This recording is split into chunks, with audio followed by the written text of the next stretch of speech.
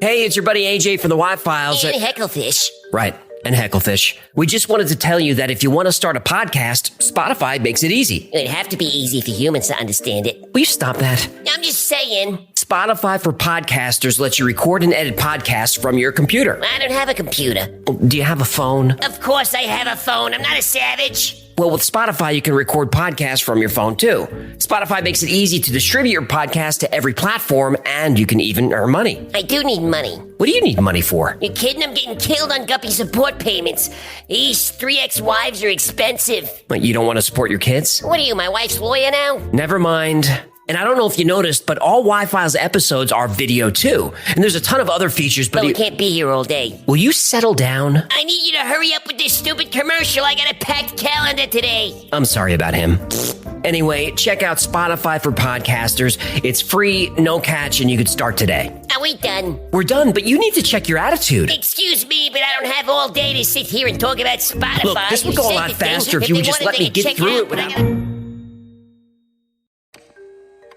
In 1966, a well-known scientist released a book with information that could impact everyone on Earth. But before anyone could read it, it was classified by the CIA. We only learned about it a few years ago when it was declassified. But the CIA only released 57 pages of the original 284-page manuscript. And those pages have been, in the CIA's own words, sanitized. Now, why does the CIA think this book is so dangerous that they had to hide it from the public for 60 years and continue to hide most of it? Well, it's because the man who wrote it describes the end of the world.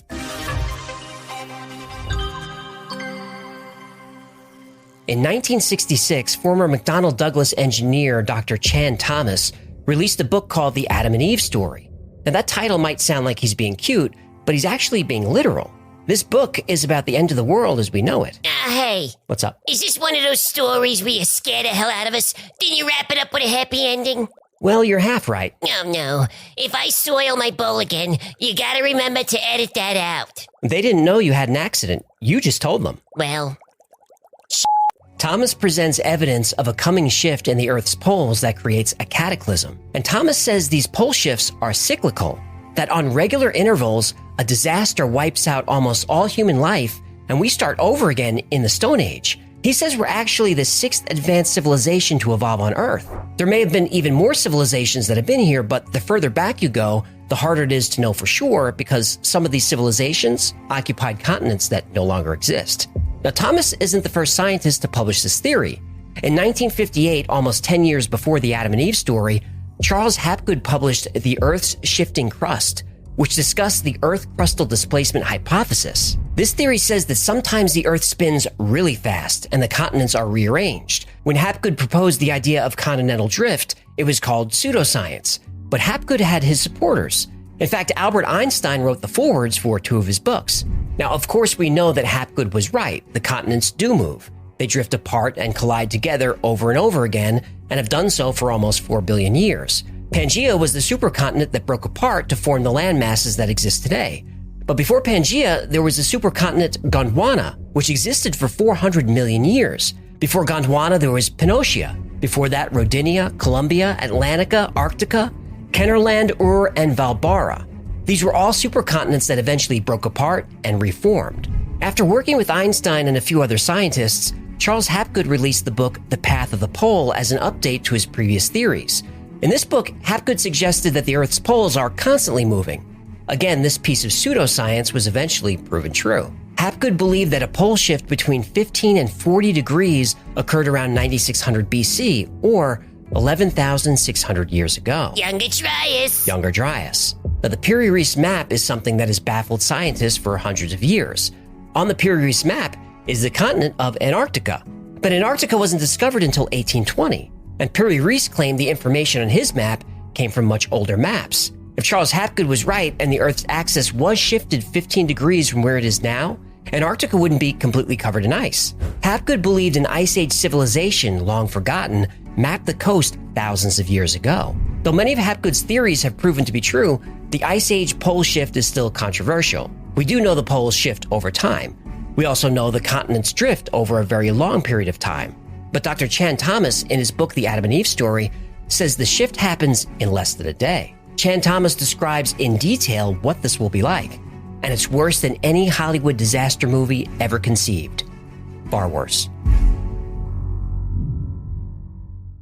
Chan Thomas begins his book with a chapter that describes exactly what we'll experience during this pole shift event. But before we get into it, now might be a good time to hit pause and grab fresh underwear. I've learned to listen to him when he says that. With a rumble so low as to be inaudible, then fueling into a thundering roar, the earthquake starts. Only it's not like any earthquake in history. In California, mountains shake like ferns in a breeze. The mighty Pacific rears back and piles up into a mountain of seawater more than 2 miles high, then starts its race eastward. The wind attacks, shredding everything in supersonic bombardment. The mountain of Pacific seawater follows the wind eastward, burying Los Angeles and San Francisco as if they were but grains of sand. Across the continent, the 1,000-mile-per-hour wind wreaks unholy vengeance everywhere, mercilessly. Now here's why there's such violent wind. The Earth spins about 1,000 miles per hour. We don't feel this because everything is spinning together. The land, the water, the atmosphere. Now Thomas says that when the pole shift happens, the Earth's air and water continue to spin, but the land masses stop. In many places, the Earth's molten sublayer breaks through and spreads a sea of white, hot liquid fire. In a fraction of a day, all vestiges of civilization are gone, and the great cities, Los Angeles, San Francisco, Chicago, Dallas, New York, Boston, are nothing but legends. Barely a stone is left where millions walked just a few hours ago. Now think of what would happen if you were in a car going 1,000 miles per hour that suddenly stopped. Now think of what would happen if a large city going 1,000 miles per hour suddenly stopped. Skyscrapers would collapse. Millions of people would be thrown around like they were in a food processor. Very few people would survive that, but survivors are the unlucky ones, because moving across the country at the speed of sound is a 2-mile-high wall of water, mud, and debris. South America finds the Andes not high enough to stop the violence. In less than a day, the entire continent is burned by molten earth fire, buried under miles of violent seas, then turned into a frozen hell. Everything freezes, man, beast, plant, and mud in less than 4 hours. When the shift happens, the land on Earth stops moving, so the sun stops moving in the sky. That means one side of the Earth is going to get really hot, and the other side really cold. A temperature drop of 180 degrees. That means even the warmest parts of the planet are going to be 80 degrees below zero. Everything is frozen solid within 4 hours. Europe cannot escape. The Alps, Pyrenees, Urals are sunken, then heaved even higher when the wall of seawater strikes. Western Africa and the sands of the Sahara vanish. The fury marches on for 6 days. During the 6th day, the ocean starts to settle. The Bay of Bengal Basin just east of India is now at the North Pole. The Pacific Ocean just west of Peru is at the South Pole. New ice caps begin to form in the new polar areas. Greenland and Antarctica, now rotating equatorially, emerge with verdant tropical foliage. Thomas is predicting a 90-degree shift of the Earth's axis, basically turning the planet on its side. The poles move to the equator, and the equator moves to the poles. New York lies at the bottom of the Atlantic, covered by unbelievable amounts of mud. Of San Francisco, Los Angeles, Chicago, Dallas, and Boston, not a trace is left. The cataclysm has done its work and drives the pitiful few who survive into a new Stone Age. We join Noah, Adam and Eve, Atlantis, Mu and Olympus, and Jesus joins Osiris, Tahora, Zeus, and Vishnu. In the first chapter of his book, Dr. Thomas paints a terrifying future. But how likely is it? In the next few chapters, Thomas goes on to not only prove his pole shift is possible, that it's happened before and will happen again very soon. In fact, there are signs that it may have already begun. Every culture has a flood myth. Abrahamic religions have Noah's flood.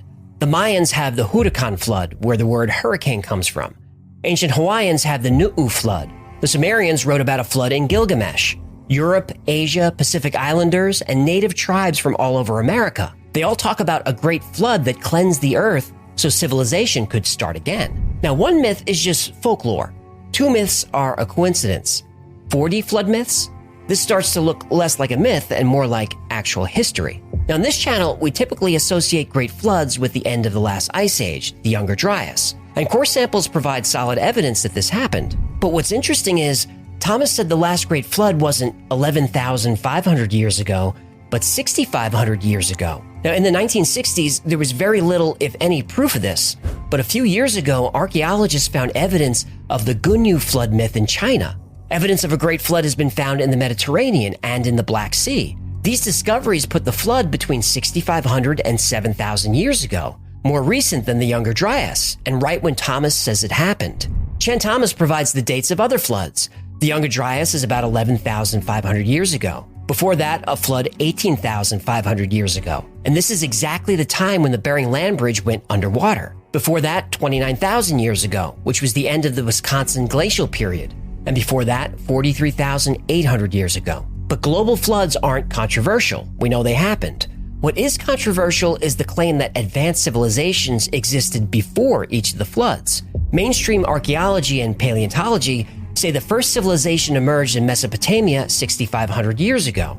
But what if that was just the last reboot? Ooh, like the Batman movies? Exactly. The Dark Knight Rises is the best one. Can we discuss Batman later? I'm trying to talk about the end of the world here. Ooh, that's why I keep interrupting. Coward.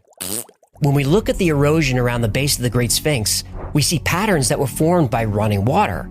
Vast amounts of water moving at tremendous speeds. But if this is water erosion, that means the Sphinx was created before the last flood 6,500 years ago, which is before the emergence of the Egyptian civilization. Archaeologists hate that idea. And they really hate the idea that the Sphinx was built over 10,000 years ago. But there's other evidence of a cataclysmic pole shift, specifically of a great mud flood and a sunken continent. Do you mean? I mean Atlantis. Aunt Jemima! Chan Thomas makes some pretty extreme claims in the Adam and Eve story. Extraordinary claims need extraordinary evidence. In his dialogues, Plato famously introduced the world to Atlantis, the advanced utopian society that was destroyed in a cataclysm. Now, until definitive proof of Atlantis is found, it will continue to be considered a mythical land. But that won't and shouldn't stop people from looking for it. There is a geological feature in Northwest Africa called the Richat structure, also called the Eye of the Sahara. It's about the right size and shape for Atlantis. Plato described the city as concentric rings with a waterway flowing out. But even among Atlantis believers, there's debate about whether this is a man-made structure or a natural one. But what I find fascinating is near the Eye of the Sahara and all over the planet, you'll see large ripples in the landscape. Now, on the ground, these look like rolling hills, but they're actually about 50 feet high, the size of a 5-story building. And they were caused by water. A lot of water. This is one of the craziest things you'll ever see. These ripples, repeated ripples in an area where there's nothing else like it. This is the fingerprints of the flood. That's what it is. Wow. The water here, Joe, that did this, the way to visualize this is to, again, begin to think of tsunami. Here, what you have to visualize is a tsunami sweeping over the land that's over 1,000 feet deep.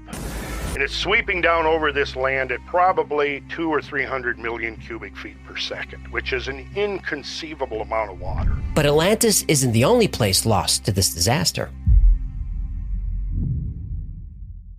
On the other side of the world, we have another lost continent. This is called the Land of Mu. Mu was described by Augustus Le Plongeon and later by James Churchward, both of whom translated very old texts from the Maya and India. Both of these cultures, on opposite sides of the world, describe a vast continent in the Pacific that reached Hawaii in the north, and as far south as Easter Island, and as far west that it almost reached the islands of Japan. James Bramwell and William Scott Elliott, both proponents of this theory, claim the continent was destroyed in a cataclysm 11,500 years ago. There's that date again. The Yonaguni Monument off the coast of Japan is said to be the underwater ruins of Mu. Nam Madal in Micronesia is considered to be the southern part of Mu. The site is full of structures made of enormous logs of volcanic rock. Nobody knows who built this or how, but their society was advanced. Just recently, LiDAR imaging from the air shows that at one time, Nam Madal had an artificial irrigation system that could bring fresh water to residents all over the area. The eastern part of Mu is Easter Island, and there could be evidence of a cataclysm there.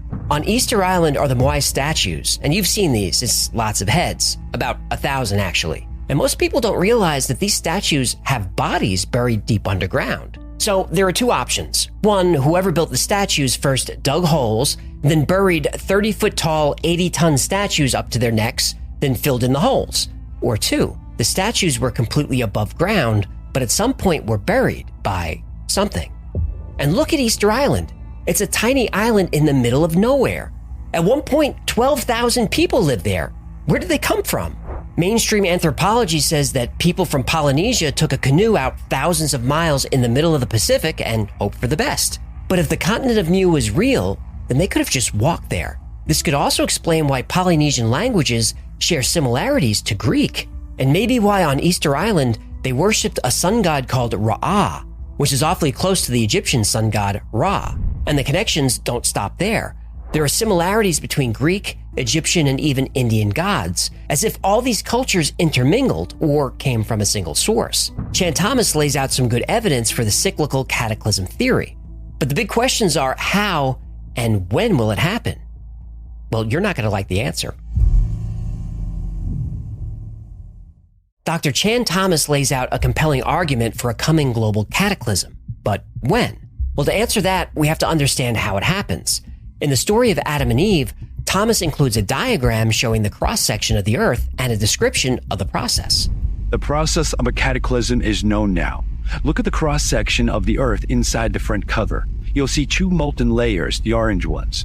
The important one is the thin molten layer starting 60 miles down, extending 60 miles deeper to 120 miles below the surface of the Earth. The thick, deep molten layer starting 1,800 miles down at the bottom of the mantle and extending 1,300 miles deeper is the outer core. Seismology has proven these two orange layers to be molten, and they are white hot, over 2,500 degrees Fahrenheit. Now, Dr. Thomas was able to predict seismic activity all over the world. Inside the Earth, the electrical and magnetic structure of the interior makes the layers act as if they were near solid. As long as the magnetic and electrical structure of the Earth maintains its orderliness, it keeps rotating on axis in a normal manner.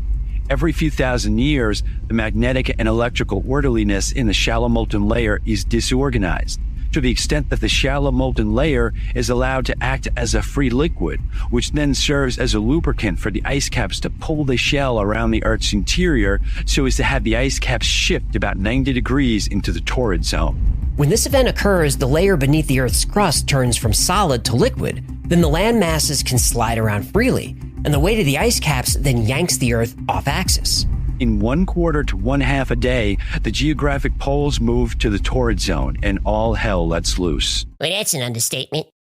The atmosphere and the Earth's oceans don't shift with the shell. They just keep on rotating west to east, and at the equator, that speed is about 1,037 miles per hour. So while the shell shifts with the poles going to the equator, the winds and oceans continue eastward, blowing and flooding across the Earth at supersonic speeds, inundating continents with water miles deep, destroying everything with which man has ever dealt, including himself. That's a summary of the process. Oh, when is all this supposed to happen? I need time to get a steel-reinforced bow. Well, Chan Thomas updated his prediction in 1993 and said the shift would happen in 7 years, around the year 2000. He mentioned that Nostradamus and Edgar Cayce made the same prediction. Yeah, but that's over 20 years ago, which means we're due. We're due. There's a lot more to the Adam and Eve story, but those are the bullet points. And if you want to read the entire book, there are links below. So, should we panic?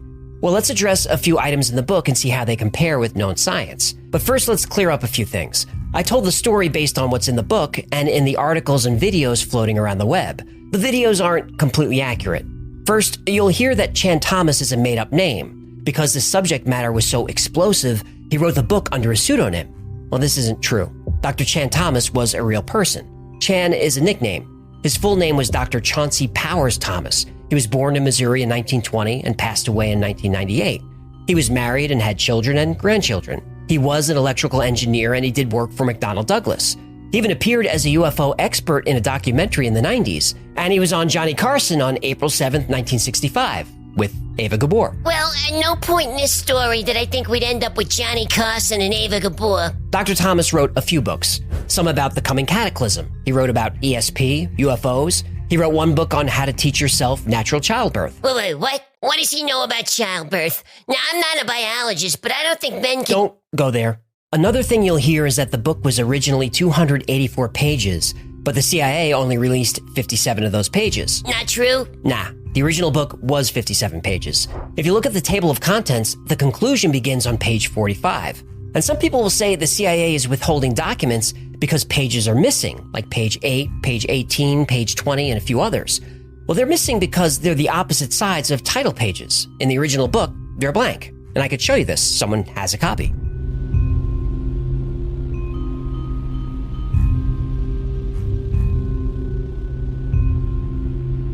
So the CIA document is the whole thing. Oh, then why classify it? Well, that's a bit of a mystery. Aha! What was classified was the book, an inter-office memo with a shopping list for some tools and car parts, and a folded-up article snipped from People magazine. Well, that's pretty random. Yeah, if I had to guess, this document was in the possession of a caseworker and it was classified just as a matter of course. In 1966, the year it was classified, Dr. Thomas was working at McDonnell Douglas on UFO and anti-gravity technology. He also worked as a project engineer at Bell Labs on a missile guidance system. Chan Thomas was known to be highly intelligent, but very eccentric. The classified documents were probably part of a background report or maybe someone just keeping an eye on him. You'll hear that the book was banned, but it wasn't. Just this one document was classified. There were copies in circulation. He also published follow-ups in 1971 and 1993, and neither was classified. As for the content of the book itself, Thomas doesn't provide any solid evidence. He makes a lot of deductions from old texts, some of which are pretty big leaps, and it seems like he's borrowing ideas from other catastrophists like Hapgood, Immanuel Velikovsky, and a few others. But he's cherry-picking his favorite parts without giving specifics. For example, his theory about the ice caps knocking the Earth off axis, well, that comes from Hapgood's first book. But after working with scientists, including Albert Einstein, Hapgood issued a follow-up book that explains how he got that wrong. But Dr. Thomas, he sticks with the story. And the liquid crust bit he talks about? He says the Earth's magnetism and electricity become disrupted. He offers no evidence or even an explanation of how it happens, just that it does. Now, there are ice core samples from the eastern part of Antarctica that show it's been covered in ice for at least 1.5 million years. Now, granted, the western side of the continent is a little trickier because it may not have always been covered in ice. But either way, we know for certain it's been down there for a long time. When Chan Thomas released an expanded version of the book in 1993, he didn't make any corrections or provide any new evidence, but he did have chapters on ESP, on UFOs, and on angels. It doesn't read as scientific at all. In fact, it's a hot mess. He jumps all over the place without a cohesive narrative. It feels like he gathered a bunch of ideas he had over the years and then threw them into one final book. So, 2 questions. Was Dr. Chan Thomas a serious researcher? No. But is there evidence to support some of his claims? There is. Now, I don't believe Dr. Chauncey Powers Thomas was a serious researcher.